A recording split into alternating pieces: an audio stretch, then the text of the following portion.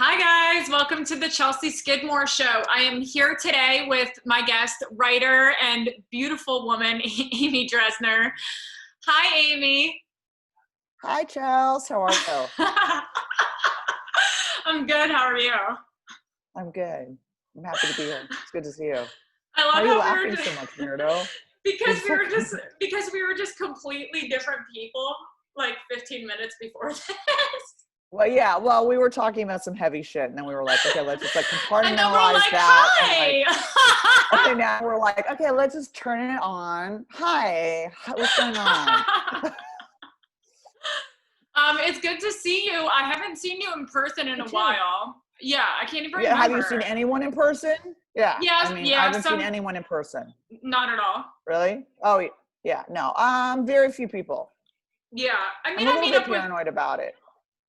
I get that. I meet up with friends, every once in a while. I just feel like, there's a period of time that I didn't obviously in the first couple months. And then I was like, all right, I need to socialize. And it just, I trust that it we're all being totally safe. plunged me into a depression for sure. Like I work from home too. So I started to really I was like, it was like me and Colonel Puff Puff, my cat. And I was like, and I just thought, I've got to, I would just talk to the grocery store and I was just so like the cashier, I was like, how are you? How's your day? How's your family? Hello, I love you. I missed it. They were like, oh my God, weirdo. I was like, I needed social connection so fucking much. It was like, like I don't like people a lot, but like people annoy me, but like I want to be able to go and like be connected and then like withdraw and do my thing. Do you know what I mean? And then I was like, and also being a fucking recovering drug addict and alcoholic, like isolation is like the worst thing for us. Like I'm in my head and my head is just telling me the worst shit ever. And I'm like, whoa. Totally. And I was taking shit personal, like when I knew I shouldn't have, but like in the beginning when I was walking on the street and people would be like avoiding you and like running to the other side of the street, it was hurting my feelings. Right. Was, and I was taking it, and I knew it wasn't about me. Or you cough and people like fucking scatter, like you're like totally, yeah. And almond caught in my throat, bitch. Like what? I had to talk about it in therapy. She's like, "Why does that hurt your feelings?" I'm like, "I don't know, it just does." But I'm over it now. Now I don't care anymore, and I feel like people aren't as crazy. Yeah. Yeah, and then it was like everything was social media, and it was like, oh God. Yeah. Like, and then everything's really hot with the election, and it's like, ugh, I just can't. I'm like, whoa. I posted one thing that was slightly political because it had to do with recovery, and the amount of fucking bullshit I got, I was like, I just restricted the comments finally. Oh, really? There's a reason I stay away from all that because people were going bananas, and I was just Yeah, I don't like to discuss anything political on social media. I just find it to be too exhausting and it opens up like such emotional doors. I just can't handle it. Yeah. Totally. No, but I mean, like as a recovery advocate, I felt like I needed to comment on this one specific thing.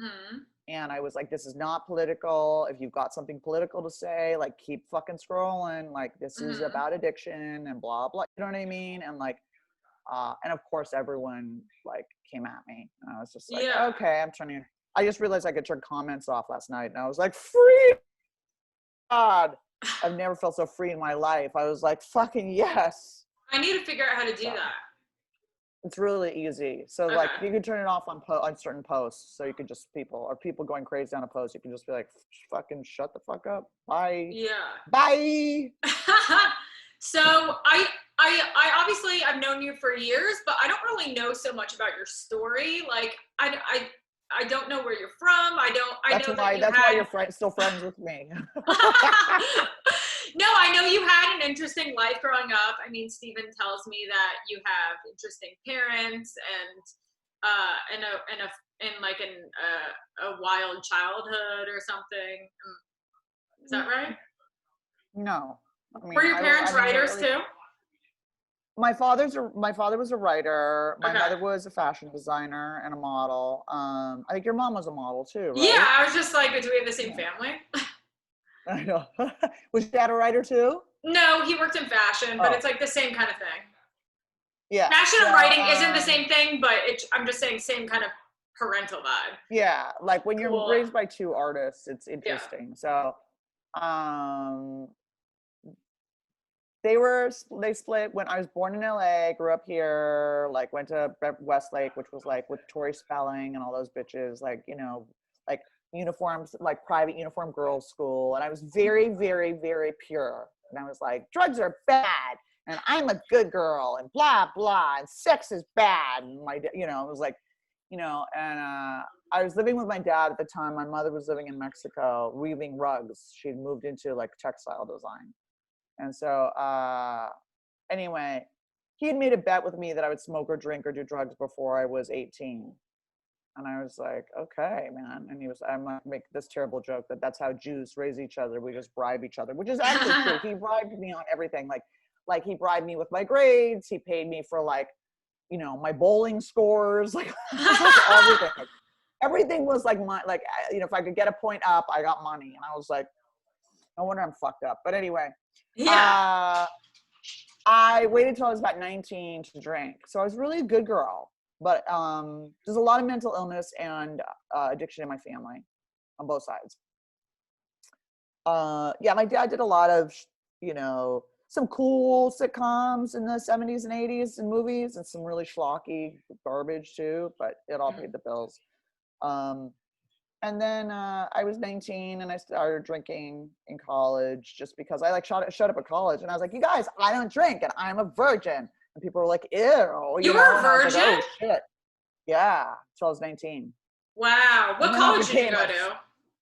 I went to Santa Cruz and then I went to Emerson. Yeah, cool. And then I became sport fucker extraordinaire. Yeah. Emerson is the showbiz school, right? Sort yeah, of? Exactly. Yeah. So I was still pretty good in college, kind of had a nervous breakdown and became anorexic and kind of lost my shit. And I was drinking and backing out, but mostly it was like the eating disorder and the depression, but I still managed to graduate with really high grades. It was when I got out of college that like without the structure that I just completely fucking fell apart. I was very much like a spoiled brat kid and everyone did everything for me. And so what happens when you do that is you don't learn how to do anything for yourself, you know, and you're afraid to do anything for yourself. So it's like, it becomes a real fucking issue. Yeah. Were you one of those kids in college who didn't know how to boil water for pasta or do their laundry? Exactly. I mean, I never cooked in the dorm ever, but I mean, I was anorexic, so I wasn't really eating. I wasn't fucking doing shit. But like I could do laundry, but like even now, I mean, I can't cook. Yeah, I mean, I can cook dope.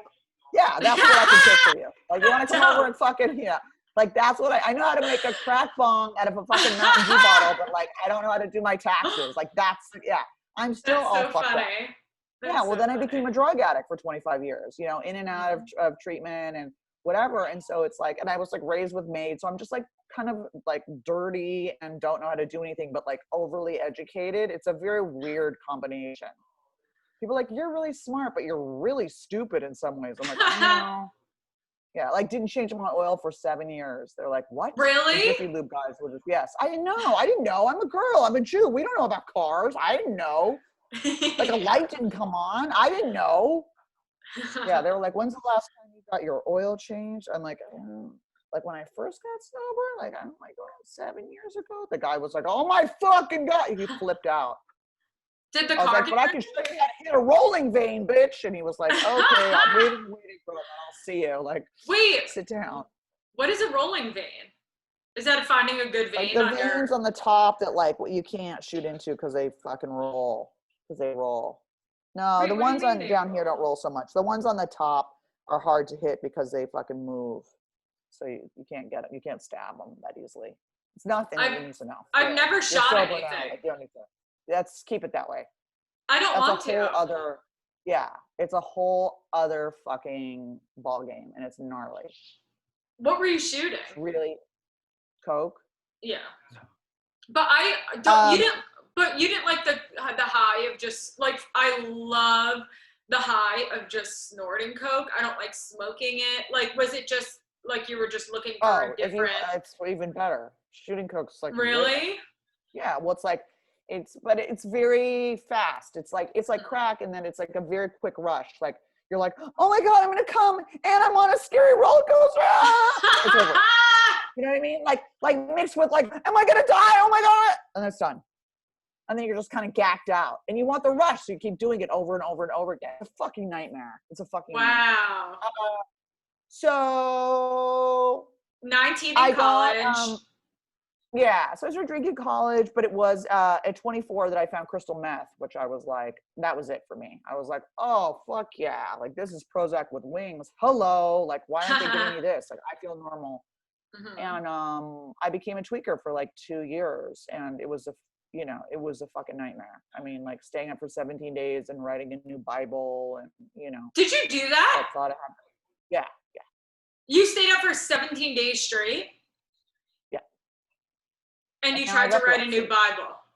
Yeah, based on Emerson and Nietzsche. So it could have been a really cool Bible. It could have been like very progressive if you think about it.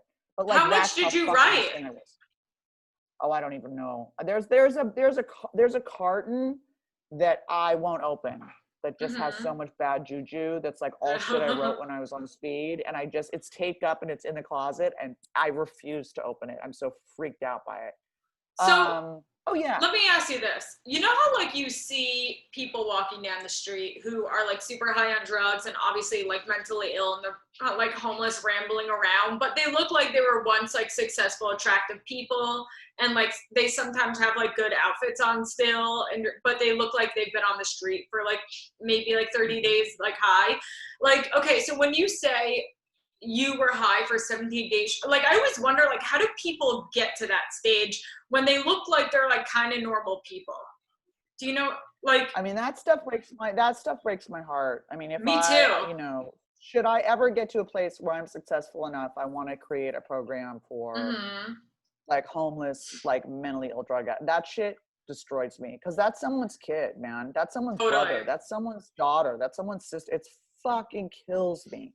And I mean, I had my apartment and all that kind of stuff. And it's like, thank God for my friends and family, because I totally could have fallen through the cracks, Yeah. But it's like, were you like on that level, like 17 days in? Because I can't imagine what 17 days. I wasn't that I wasn't that delusional. I just thought I had the mathematical equation for God. I mean, I didn't feel that delusional at the time, and I wasn't like hallucinating, and I didn't have like a psychotic break. I didn't have an amphetamine psychosis. But later, I had a seizure. And then 5 years clean, I started having multiple seizures, and now I have epilepsy, like a chronic seizure disorder. Yeah. So I've had epilepsy for 15 years. I didn't even know that you had that. Yeah. And I got it from the guy. I was living in Paris, and he was like doing fashion stuff. And he was like, did you do a lot of drugs? And I was like, he was like, you have a hyperactive lesions on your brain from doing too many drugs. And I was like, fuck. So yeah, it's been a real trial and error to find the right medication. I've cracked my head open. I've had like 12 grand mal seizures. I've lost my license twice. I've broken teeth. I've fallen on my face and gotten stitches in my face. It's been bad. It's been a whole thing. God, I'm so sorry. Yeah. I mean, you play, you pay. I mean, does something trigger them specifically, or do they just come on out of nowhere? Well, I haven't had a seizure now in 7.5 years. I'm on 2 really hardcore medications. Stress, being really emotionally upset, and too much caffeine and cocaine. Like shooting cocaine while I had epilepsy probably wasn't the best idea I've ever fucking had. So wow. I relapsed, and I was shooting cocaine, and I already knew I had epilepsy. So so I'd try and like shoot coke and like fall in a pit of pillows. Like I was like, I don't want to crack my head open or have a seizure. Or then I just was like, I'll wear a bike helmet. Fuck it. And I stopped coke wearing a bike helmet, so I wouldn't fucking crack my head open, which made total sense to me at the time. But so it was just a nightmare. I would get clean for a couple of years. I would relapse, clean, relapse. I've been in 7 rehabs. I've been in 4 psych wards. I've tried to kill myself a couple times. Alhambra, is that a nice one? No, that's where I went. I hated it. Oh, No, they're all horrible. Okay. I hear UCLA is the nicest. Yeah. But they didn't take my insurance. Okay. No, I've been to Glendale Adventist twice, and I've been to what was Thalians at Cedars-Sinai twice. They're now defunct. So. And were you 5150'd, or why did you go when you went? Like, all 4 times? Yeah. Yeah. So if you know any nice men for me. Yeah. One time I was really high on Ativan. I was in like a blackout for 2 weeks, and I was like in meetings, kicking over chairs and being like, "I'm a princess, motherfuckers!" And I don't remember any of it. And my dad was like, "You need to go somewhere and cool out." And I was like, "Do you mean like a spa?" And he was like, "Kind of." And I was so fucking high, I checked myself into Thalians thinking it was a spa. Really? And I was like, they told me this is a spa. That's why I brought my bathing suit. I mean, I really seemed insane, but I wasn't. The other 3 were either I couldn't stop drinking, or I had like fucking like taken too many pills, or I'd slit my wrist, or tried to check out. So I wrote a book called My Fair Junkie. It came out in 2017. The big thing was, and I knew Steven when I was married, which is so funny. And I would go to a meeting that was all just comics, sober comics, male sober comics, and me. And I was like, because I'm such a dude, and they loved me, and I felt comfortable, and it was great. Anyway, on December 25th of 2011, I pulled a knife on my now ex-husband. I was really high on Oxycontin and Four Loko. So what a combo. I know. Four Loko is so fucking gross, but it gets you where you need to be. So it got physical. I pulled a knife on him. He called the cops on me. I got arrested for felony domestic violence with a deadly weapon, and I went to jail. For just pulling a knife out? You get a felony? Wow. And how long did you have to go to? If you brandish a weapon, you're fucked. That's a wow. In West Hollywood, the sheriffs came and they fucking arrested me. I didn't even stab him. Yeah. I just went like that. Yeah. But it was, so. How long did you have to go to jail for? Well, I got my, I'm a manipulative fucker. So, I mean, I was like, it turned out that one of my old sponsees had become a bail bonds woman. I was like, yes! I was like, this is, so it's Christmas, and like no one gets arrested on Christmas except assholes like me. And they're like, they throw me in a cell, and they're like, you have a couple phone calls, and I'm like, can I get my phone? I'm so high now. I'm on Oxycontin and Valium, and I don't even know. And I started to black out, so I don't even remember like a bunch of it. But I got a couple numbers out of my phone, and one was my old sponsee, and I called her, and she was like, "Oh my God, Amy, my old sponsor, like Merry Christmas." And I was like, "Hi, I'm in jail." She was like, "Oh, okay." So I was only in for about 5 hours, but I did get, it got dropped to a misdemeanor, but I was given a year of domestic violence counseling and 240 hours of community labor, which was me sweeping the streets. Did you stay together after that? Would you stay with someone who tried to kill you? Well, I've been in so many like Sid and Nancy kind of relationships. I know. Like people are like, really? Like, why did he call the cops? I went back to the house after the incident, and we were fighting, and I was detoxing off Oxy. We did try and reunite at one point, and it just wasn't really happening. So, so I was on a chain gang for 240 hours, which was like, so it was me and like 30 Mexican guys. And I showed up, and I was such a princess still. So I was like, oh my God, like these people are criminals. Like, what am I doing here? Like, and they were like, what you here for, Weta? Huh? I'm here for a DUI. What you here for, bitch?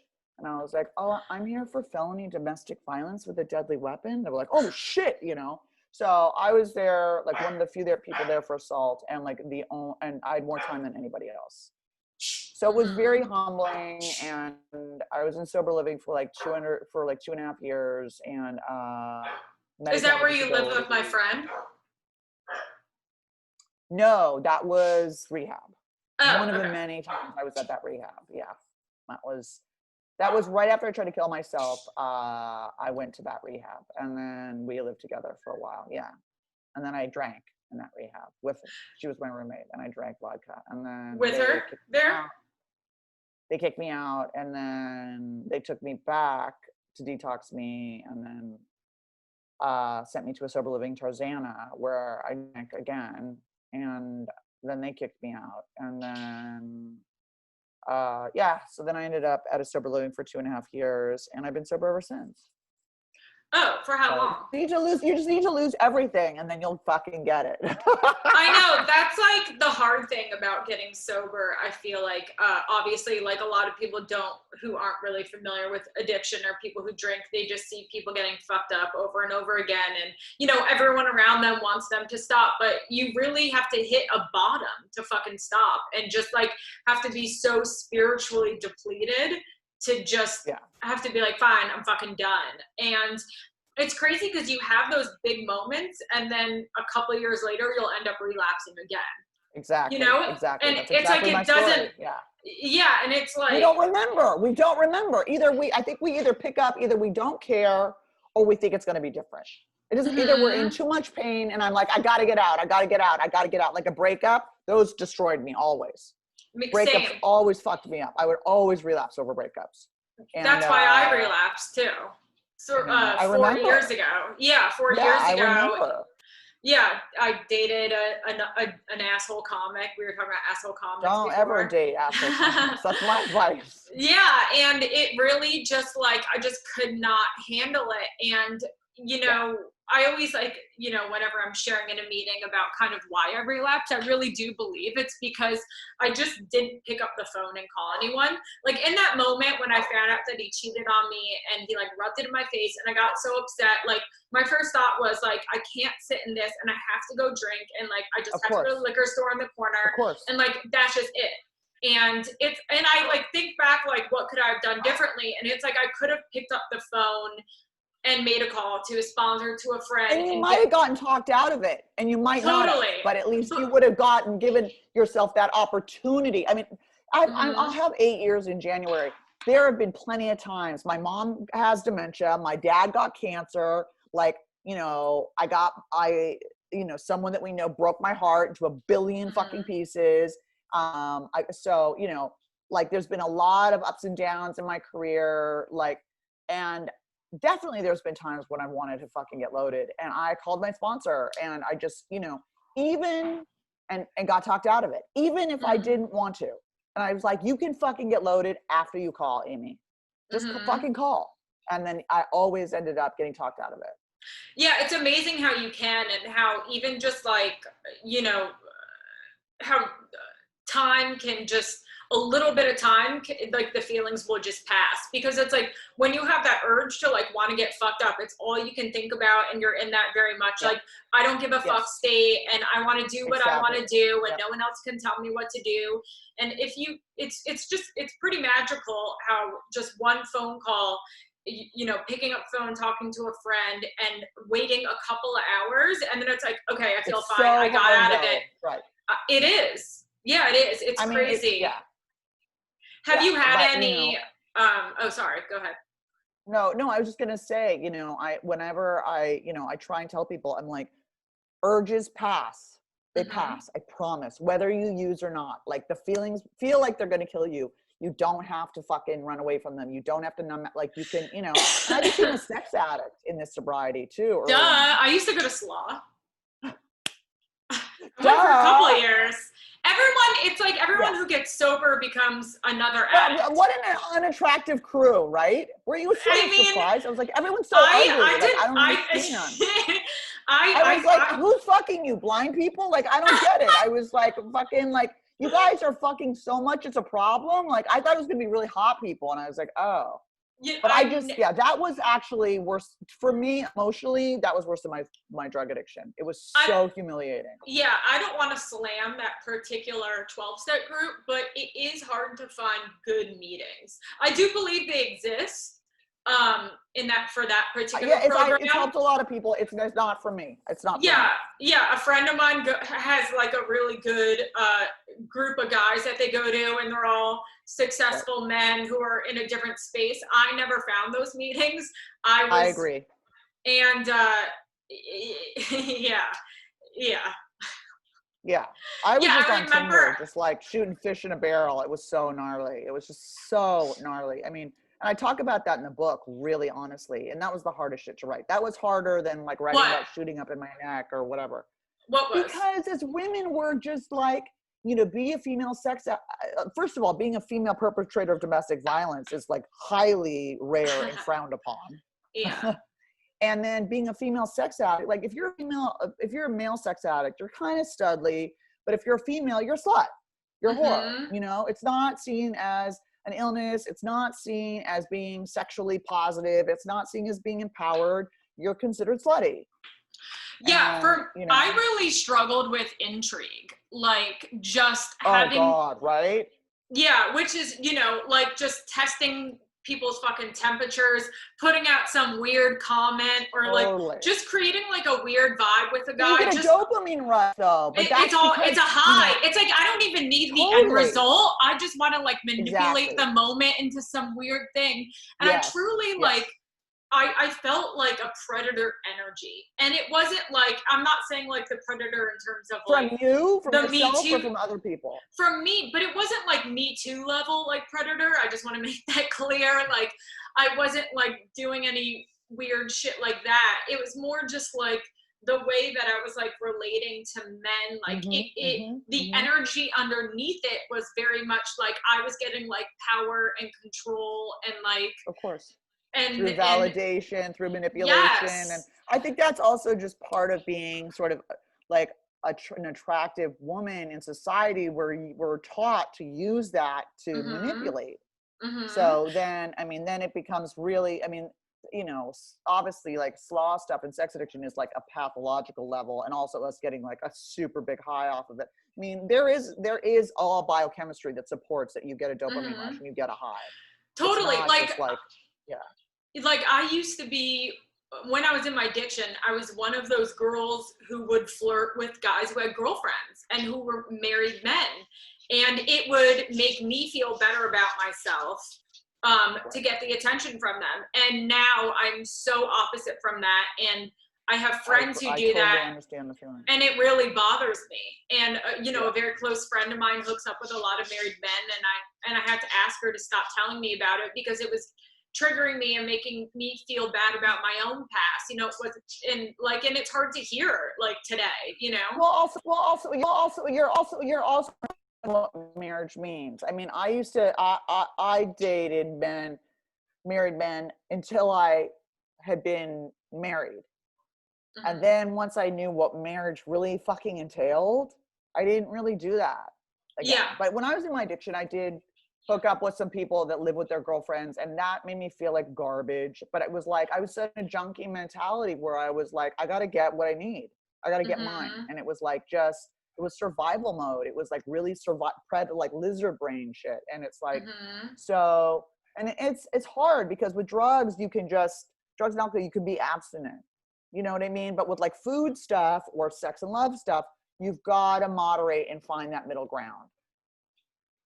It's still hard. I mean, there is no middle ground for a lot of like, it's so black and white for like a lot of addicts, I feel like.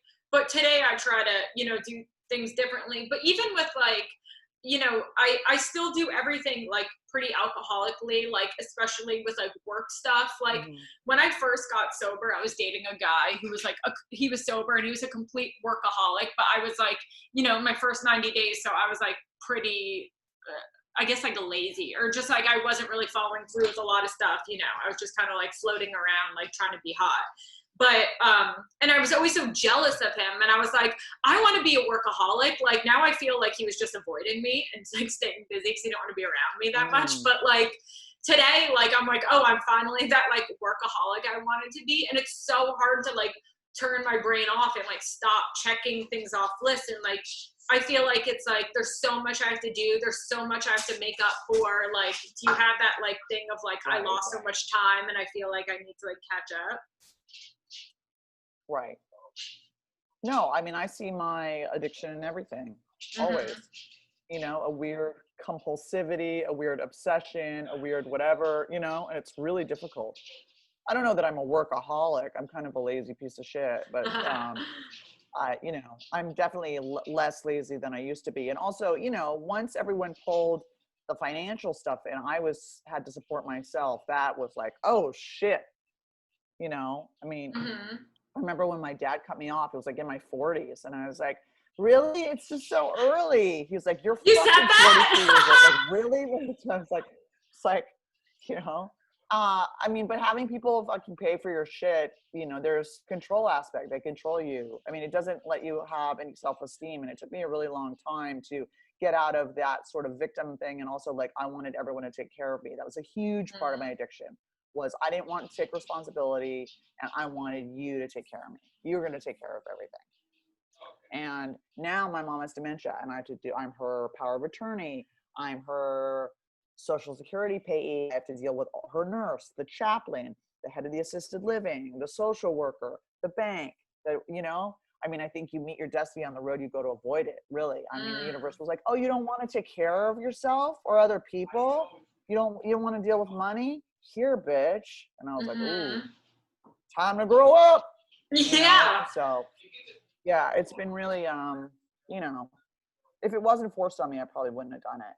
Yeah. But, you know, I totally I don't think people understand like chronic relapsers, how easy it is. And I think that's more that's the norm more than it is like people just get like rolling on a court card and get sober and stay sober. Like what weirdos? Like most people relapse.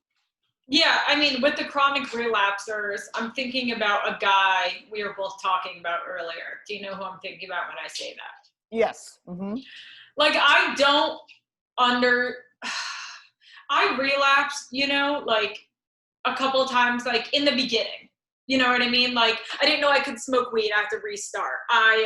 You know, at 90 days, I restarted because I went to like a bachelor party and I ended up drinking that I was working at when I was a stripper in like early sobriety. And then I got 3 years and then I relapsed. So like, to me, they were like very small, but the people who chronically relapse, like nonstop, like multiple times a year and like have been in AA for like a super long time, but they're always relapsing. That is like hard for me to understand. And I know I need more compassion with that, but like my brain like just doesn't compute it. And like for me, what I feel like it is, I mean, besides it being a disease, I also feel like it's just like willingness. Like, am I wrong? Like, can you, like, I just don't understand it. I think there's a spectrum of addiction. I mean, I think that some people are over here and some people have it really, really bad and are over here. I think it depends on what you're coming in with in terms of mental illness and trauma also. I would say, you know, for some people, you know, although I'm, you know, in, you know, 12 step 2, like if you're doing 12 step for 20 years and it's not working, try something fucking else. You know what I mean? Maybe that's not the way for you. Do you know what I mean? I also think for me, I mean, I can only think about myself, which was I needed the whole rug to be pulled out from under me. As long as people were still willing to be manipulated by me and do stuff for me and pay for stuff and whatever, that was a big part of it. And I think it's a big part of who we're talking about. But I feel like a lot of these people who are chronic relapsers also never do the fucking work. Like, I doubt any of them have worked all 12 steps. I don't know. I mean, I really don't know. Yeah. But I know people who have done, I mean, I did all the steps and still relapsed. So it's like, I don't think it's that simple. And it's like, I mean, I try not to judge those people. I mean, I have a friend who keeps relapsing a lot. And I was like the only person who was still talking to him because it's like kind of sad when you know, everyone sort of cuts you off, like, which makes it all look like really cult-like, you know what I mean? Like, well, you're not sober, so we don't talk to you anymore. It's like, okay. You're an SP. So, and it's like someone has to be the person that's going to be like the link to bring them back. But I got to a place where, it was devolving and getting really, really, really scary. And I was starting to feel really frustrated. And I was also sort of put off by his nonchalance, like, oh, like I almost died at the weekend, but no biggie. Like, here I am, like, call me back. And I was like, or whatever. Like, I'm in, I'm calling you from the psych ward. I check out on Monday. It's like, bitch, you're not checking out. It's not a fucking pilot. You know what I mean? They're releasing you on, like, I don't think you're getting the gravity of the situation. And it was like, I just also, with my parents being ill, and, I have a lot of strangers that reach out to me because of the book and the podcast. And I also lead a sobriety support group that's out of Laura McCowan's the We Are the Luckiest. It's like, wait, what's that? Like AA and non-AA. So she wrote a book called We Are the Luckiest. And so there are meetings, and it's like, it's just a sobriety support, and all, like, whatever you're doing is welcome. Like, you can be in AA or not. And it's like, topics and meetings, and their meetings are huge. And I run Fridays, and it's like been a really dope experience, and it's all love. It's like all love. It's kind of incredible.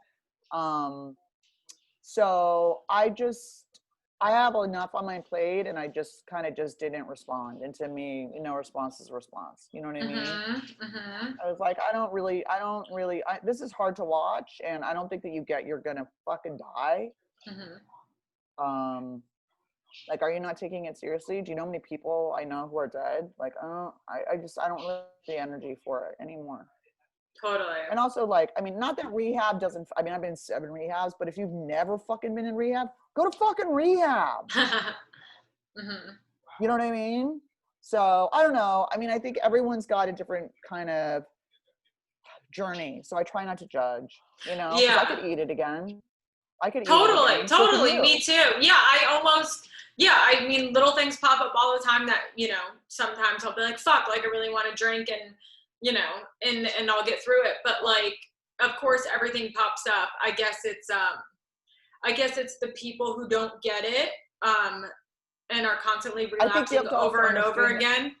That's what's hard for me to understand. But maybe I don't have to understand it, No, and I think that you're also not realizing that the amount of people that recover is actually really small.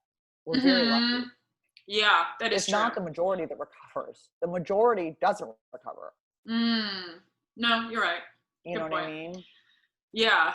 So let's get into the book. What was your process like to write it? Did you, and then was it like, had you always wanted to write a book about like your life sort of thing? And I'd always wanted to write a book. Yeah. I'd always wanted to write a book. I'd always been a writer since I was a little girl. My dad was a writer. I was a daddy's girl, and I would write, stuff, and like, so I'd been chronicling some of my shit all along, like in my 20s, and like part of it was when I was high on speed, and when, and then in my 30s, I've been writing stuff, and I kept, like, there's a zillion, half done manuscripts on my computer. And then I started writing for recovery magazines, addiction recovery magazines, in 2012. And people liked my style because I was very no bullshit. I was funny. I was irreverent. I swore. I wasn't like unicorns and rainbows. Everything's amazing. And the God spirit and bullshit. I was like fucking, and I'd lead you through like, whatever gnarly shit I was going through, because I continued to be sort of an epic fuck up. And so a friend of mine a sober comic friend got a book deal. And I just said, will you pass along some of my writing and just see what he thinks? And the guy flipped out. Wow. He was like, I fucking love your style. He was just like, oh, yeah, I really got lucky. He was like, I fucking love your style. He was like, let's have a fucking phone call. And I was like, okay. He's like, do you have an idea for a book? And I'm like, I do. And I pitched him my idea, and he goes, write it. And so I wrote about 80 pages, and then he was like, whoa, slow down. Like, like make it more novelistic, make characters that come back in, like, so like it's just flesh it out more, because I was used to writing editorial writing, which was like a magazine, like 1,200 words, and then you tie it up in a bow and you're done, Right. And so then I rewrote it and sent him like 130 pages. He was like, great, now write the proposal. And the proposal is like how you sell a book, how the agent sells a book, which is like, why did you write the book? What's your platform? Comparing it to 5 books that are similar and why it's better or different. You know, testimonials from people, a sample, you know, all that shit. And we sold it. And it was like a fucking dream come true. Yeah, it was a dream come true. I can't even, yeah, I mean, that would be a dream come true. And my whole life exploded right after. Really? Like, it was released, it was released in September 2017, and my whole life fell apart right after that. Was that the breakup? Well, I got dumped in March. Okay. By my boyfriend that was living with me, who was the happy ending of the book. So that was great. So that's always when people discover the book during quarantine. Yeah, they're always like, it's like now it's like 4.5 years later, because it takes so long for it to be edited and copy set and, you know, copy edited and the fucking, so everyone's like, I love the happy ending. Are you still with him? And I'm like, oh, you know, fucking, you know, I'll be like, no, that bitch is long gone, you know, but I'm still sober. Hi. You know? Yeah, I mean, now we're shopping the series. It was optioned. It's in turnaround. You know, Hollywood's tough. I'm sure, you know, I'm sure you've had pilots and people, that's a whole other. I have a show in development right now. It's been like 1.5 years, the process so far. Yeah. It's like, it moves so fucking slow. I know. You want to kill yourself. Yeah. It's crazy. I'm like, is this normal? I guess it is. Yeah. I don't. Yeah. So we had a script and it wasn't quite right. And we got it was shopped around and we got the rights back and now we have a new script and we're shopping it around. And it's like, you know, I'm like, are people reading it? Why is no one passed? You know, I'm like, I don't think they're even reading it. And my producer's like, they're fucking, calm down. You know, it's like, and then you're getting notes and you're getting this and you know, it's all like, oh God, it's a whole other hell than publishing. It's totally different. Yeah, and it's amazing to be broke. Being broke's fantastic. I mean, I was like, grew up with all this money and now I'm like been broke for like fucking like 8 years and I'm like, okay, I got it. Like I got the lesson. Like I'm ready to have money. Like totally got the lesson. Totally clear on the value of money and budgeting. Like totally got it. God, haha, funny joke, enough. Yeah, I was like, got it, thank you. Like totally, we can switch it around now. Lesson learned. Did you make money from the book? I was given a quite a big advance, and so you have to pay your advance back before you get like, a royalty check. Yes. Oh. I don't know. So that's the best part of going with a big publisher, because you get like 5% of each book, of each sale. So it takes fucking a shitload of books to pay back your thing. So so then during the pandemic happened. So I started a podcast like every other person on the planet. And what's the name of your podcast? With a social worker. It's called Rehab Confidential. So it's like a very irreverent look at drug addiction, drug policy, rehabs. It's with a social worker. We have politicians on, we have athletes on, we have movie stars on, we had just had dank recovery memes on this week, you know, that's fun. Yeah, like, you know, and it was like that was fun. And so we just like kind of mixed it up. And so that's been interesting having that, you know, that's another thing where you're like, I'm going to make money immediately, get sponsors and just blow the fuck up. And you're like, oh, right. Yeah. You're like, oh, it's a really slow process and it takes time. And okay. Like, oh God, all of it. I mean, it's just all been a lesson in patience. I'm like, So, during the pandemic, that just kind of all happened. My mom got dementia. My dad got cancer. I got perimenopausal. Yay. I was like, so I quit vaping, and it's just been a really difficult time. But I also started to really do some inner work. Like I started seeing a relationship coach. I was like, okay, why am I picking assholes? I'm picking, I see a pattern here. And it's following me, so I have a part to do with it. Wait, tell me what they said. Is it repeating like a parent thing? Of course it is. Yeah, you know yeah. You're okay. Right. I'm chasing my mom. who Okay. now has dementia. Like, I didn't used to think she could hear me and see me or pay attention to me. Probably one of the reasons I became even a comic, you know, when I was a comic for 5 years. It was like, look at me, pay attention to me, laugh at me, see me, you know? So now we're looking at like that, and I just keep picking men that are like totally emotionally unavailable. Yeah. Like, over and over and over again. Totally. Yeah, that was like all of my. So fucking painful. It's so fucking painful. And I'm anxiously attached, of course. Me too. So I'm like, love me. Yeah, right. We're so similar. You know, so it's like, right. So I'm like, I need constant. If you don't write me back right away, oh my God. How many have you ever had like one of those experiences where you sent like literally 1,000 text messages? No. Oh. Because what I'll do is I'll get really mad and then I just withdraw. Mm-hmm. I just withdraw. Steven, and I'm pouting. And now I was gonna say Steven seems like he wants to come now I'm pouting. Who is it? Amy. Oh, okay. Oh, what's up? I'm naked. Come over here. Just pop by, but cover your dick with the toiletry bag for fun. Come on. I want to see his dick. Come on, I haven't seen a dick in 3 years. He's naked. Hi. Hi, I can't hear you, but I feel you. Hi. You're a good person, and thank you for everything you've done for me. Oh, I love you. He's naked. Did you talk about the egg scene in Cool Hand Luke? The egg scene in Cool Hand Luke? One of my favorite scenes in movies. My dad wrote that. Cool Hand Luke? I've never seen it. My dad wrote the egg scene in Cool Hand Luke. He was...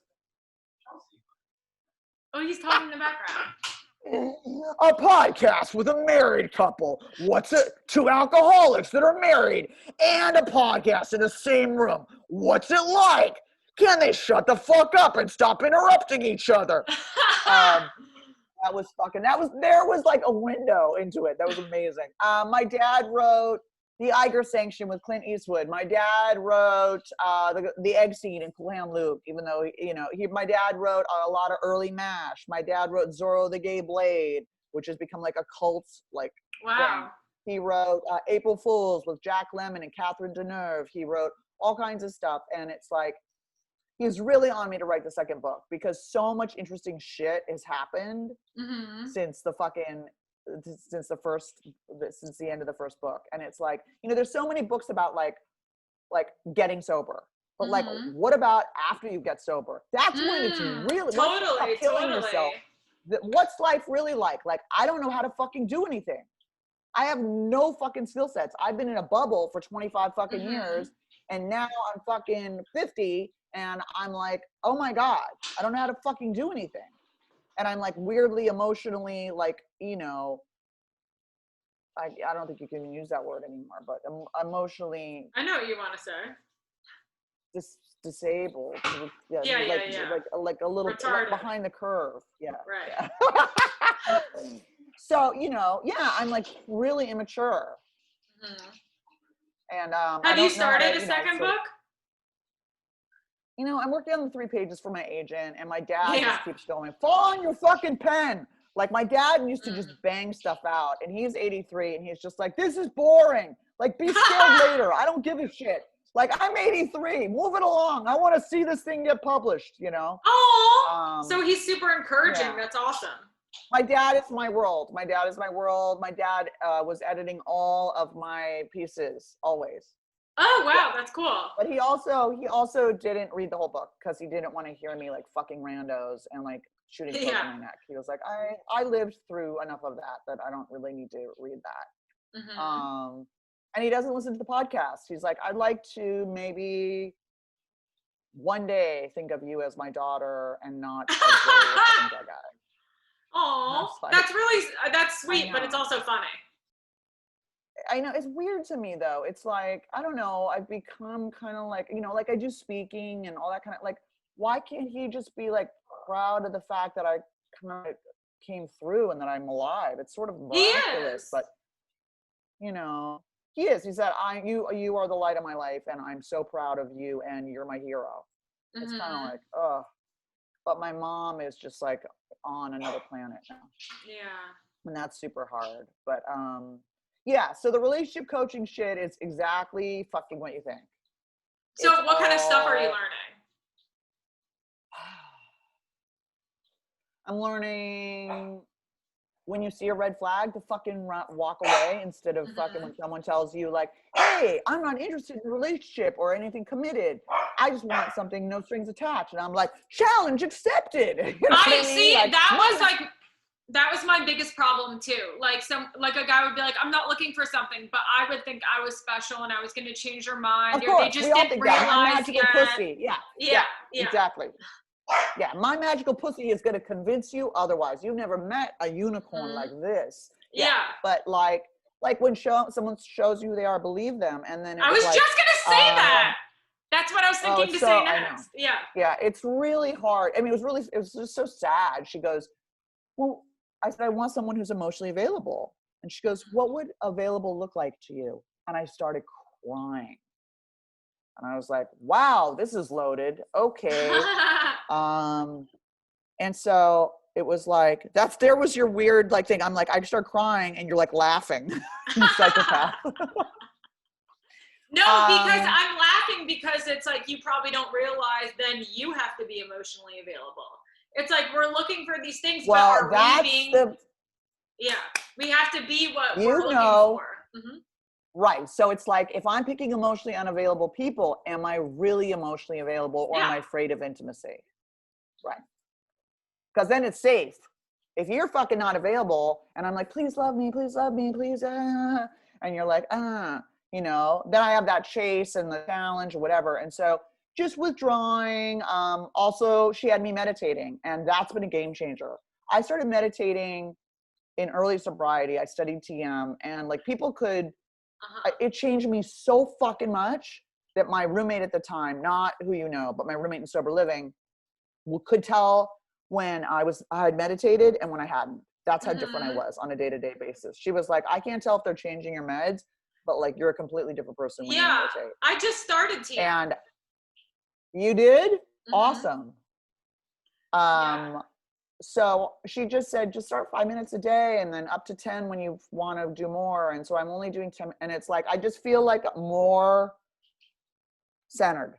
And like things like that will like fuck me up for much less time. And then I go back to center.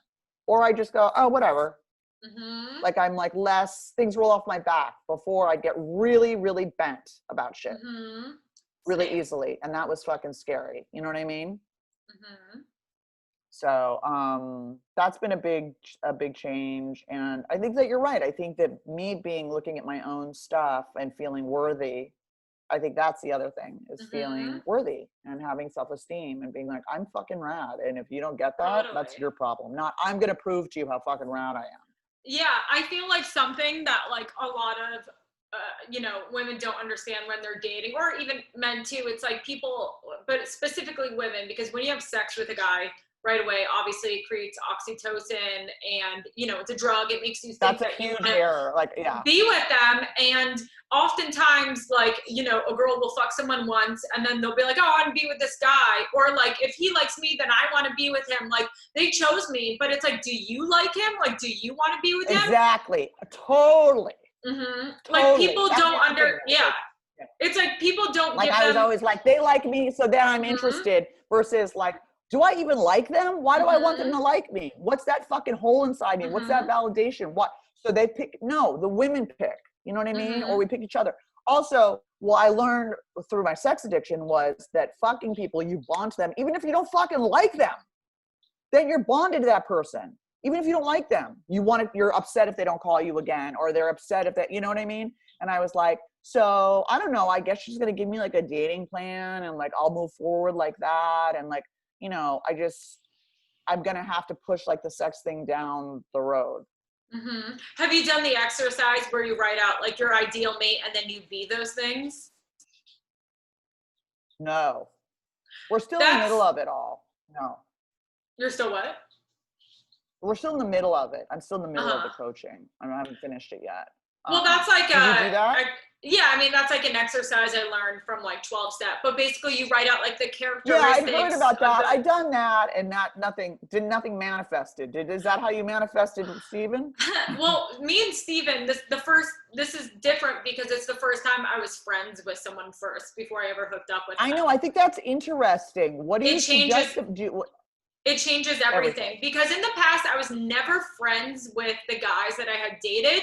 I don't even think while we were dating we were actually friends because like I kind of hated them all. But like I was convincing myself to be with them because I liked the idea of them, or I thought that I liked them, or I thought the life we were gonna preach, bitch. Yes. Like I thought our lot, like it's like you're planning out and you have like the fantasy of their lives. Like I was dating a guy who was such an asshole, but he had a house in Malibu. So I was just like I would ignore the way I felt in the relationship because I was connected to the fantasy of being at the house in Malibu, living in that house with our children. Of course. Oh God, yeah, totally. Oh yeah, I know. Isn't that the fucking worst, right? You meet someone, right? Yeah, totally. Yeah, you're already like, this is gonna be my wedding dress, and I want like a rose-cut diamond. And you're like, okay, crazy, like reel it back. Yeah, but I think girls like really skip ahead into the fantasy of like a girlfriend of mine went on I think one date with a guy, but he's like super wealthy, and I know that that's what she's thinking. Never mind.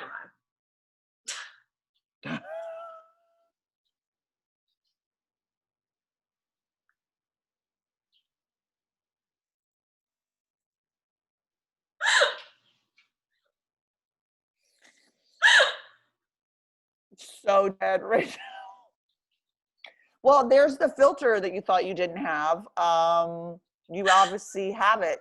It's a little delayed because you start, like you might want to, it should have cut in a little earlier, but it does exist and you're making progress. That was amazing. I was like, did she just cut out? Oh no, she stopped herself. I was like, hello. Oh no, God, I just have friends who date. You know what I mean? No, it's like I have friends who date guys. Oh God, that was amazing. That are wealthy, and I'm like, you just want to be with them because they're wealthy. I don't even think you know them. Oh, I don't. I already was married to someone who was wealthy, and I can tell you that does not make you happy. Totally. You know, when I was with my ex-boyfriend, we were broke as fuck, and we were really happy. We were living in a fucking pool house without a bathroom, and it was like was there a pool? Totally broke, and we were fucking. Yeah, like, yeah, and we were really fucking happy. And so it's like, I know I've had money and not had money. And so I know that money makes things easier, but it doesn't make you happy. And it's certainly not the key to a fucking relationship, good relationship. But it's like, yeah, but unfortunately, your relationship with Steven, like I'm really good friends with a couple guys right now. And I'm like, I know that eventually he's going to be emotionally available to me. And I'm like, oh no, like, we're such close friends. It's also for me, it's hard as a recovering sex and love addict when I'm really, really close friends with someone or partners with someone, I get confused what that connection is. So then I'm like, this has to be a romantic connection, right? We can't be this close and talking every day and it not be a fucking romantic connection, right? And then you make a move and they're like, what are you doing? I know. Well, thank God for COVID and I'm all paranoid. So I'm like, I'm not seeing anyone in person. So that keeps me from like lunging at someone, which is what happened on my last date. So I hadn't really dated because I was so fucked up. And I went on a coffee date with someone. And I told this on Steven's thing. And I was like, it's been 2.5 years. I'll be totally well behaved. It's Starbucks. It's at the Pavilions. It's the day, That's the one you chose? You could have chose any Starbucks. Why does it have to be the Pavilions one?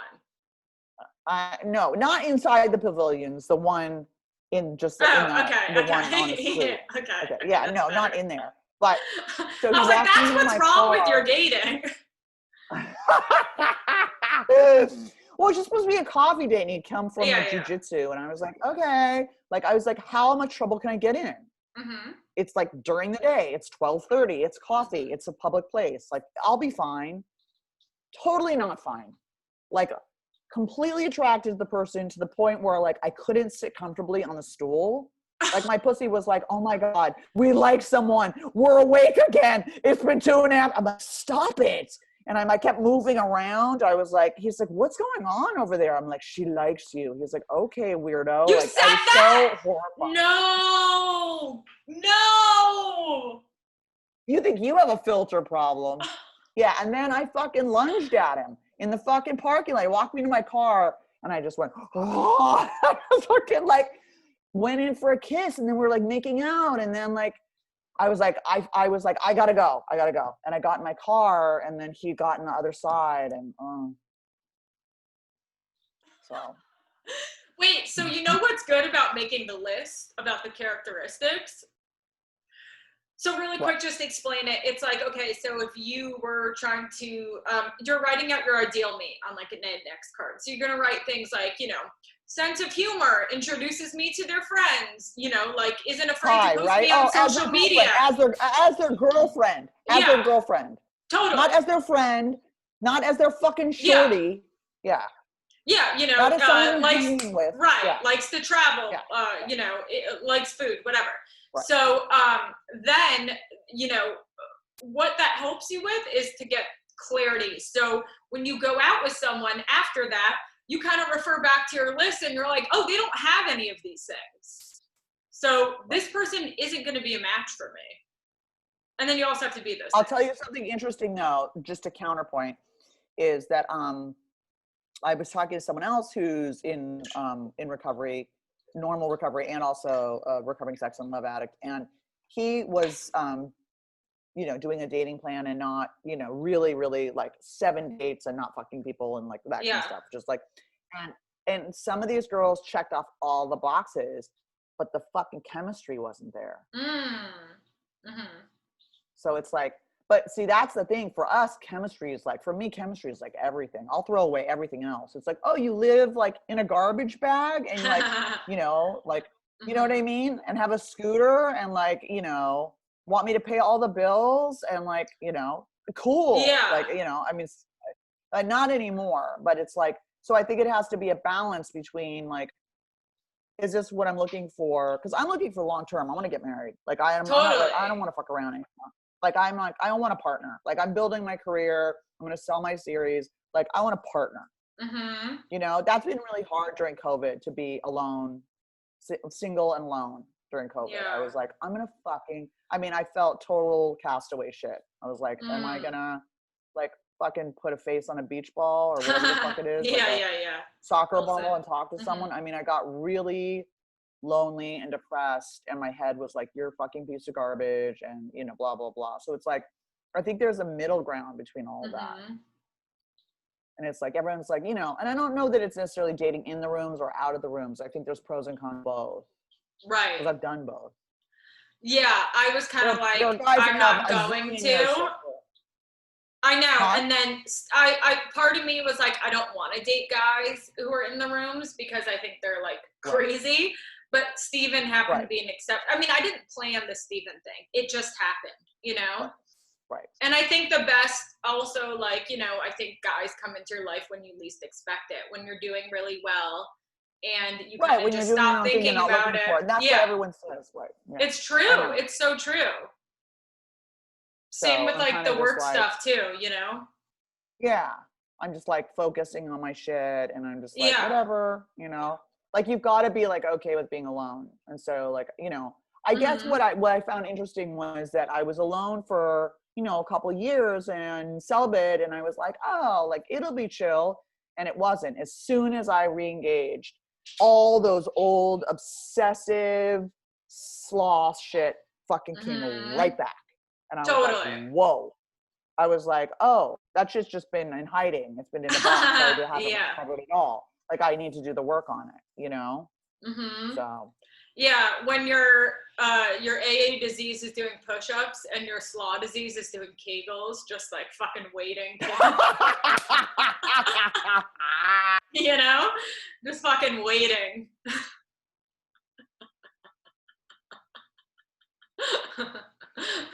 Oh my God, it's amazing. Yeah. I'm so fucking dead right now. Oh, so good. Well, Amy, thank you so much for coming on the pod. Oh my God, this was a blast. Yeah, this is so much fun. tell the listeners where we can find your book, My Fair Junkie, and your podcast and your social and whatever else you want to pimp out. You can get My Fair Junkie. You can Google it. It's been out for a couple of years. Amazon. I know a lot of people are like, ew, fuck Jeff Bezos, but like, you know, if you a Libri, like it's like you just Google My Fair Junkie and like it's all over the place. You can get a used copy, which will not help my sales at all, but just read it. And the audiobook, everyone loves the audiobook. I narrated it and it's really funny. Oh, cool. My voice, my horse manly voice. Yeah. I'm at Amy Dresner, AMYDRESNER, at everywhere, on Instagram, on Twitter, on Facebook, and the podcast is called Rehab Confidential. And if you think I'm inappropriate and obnoxious, wait till you meet my co-host, who like literally my eyes pop out of my fucking head when he fucking talks. I was like, oh my fucking God. He like literally doesn't give a shit what people think. And I'm like, is this good? Or is it bad? I don't know. Like, I kind of almost want that level of like not giving a shit, but I'm also like, wow, really? Mm-hmm. Like, are you dead inside? Like, hello, like you can't say that. So Rehab Confidential with Joe Schrank and Amy Dresner. It's we're on Instagram, we're on Twitter, we're on Facebook, we're on Apple, we're on Spotify, we're on Stitcher. We've got a website, rehab-confidential.com. It's really funny. I just got 10.8 thousand 10.6 thousand followers now. Yay! So I'm really happy. I know, because I can do a swipe up. That's all I've ever wanted. Oh yeah. They're fun, right? I know. I was like, how does Chelsea? I was like, oh. Chelsea has like 16. I have the least out of all my friends. Well, fucking. I'm like, how are they getting these followers? I'm trying to get them too. I need tips. I don't know what the fuck I'm doing. I don't know what the hashtags are. I don't know the algorithms. I don't know the best time to post. Like, I don't know shit. Wait, will you tell me where you get your shirts from? I like your shirt you're wearing now. Oh, this one was just from, I forget what this was from. Yeah, I'll text you everything. Okay, cool. You could go to, I think it's, I'll text you. Okay. I'll text you all the links on Etsy, and let's keep it there's a guy, and there's also, they'll let you come down and like totally go through their warehouse. Where? This place? The secret place? Both places. Yeah, they love me. Yay. Yeah, in LA? And like, yes. Okay. Are they expensive? No, they're both really, really actually affordable. Okay. I'm and really you should, excited. there was just there's a vintage, I think Pickwick, whatever, like open air market coming up. Oh. It was really fun. I went and I got some cool t-shirts, and then I'm gonna go to the Silver Lake flea market, I think this weekend, which I don't know about it. People say is really cool now. Okay. Cool. Yeah. Thank you. Thanks, doll. Bye. Bye.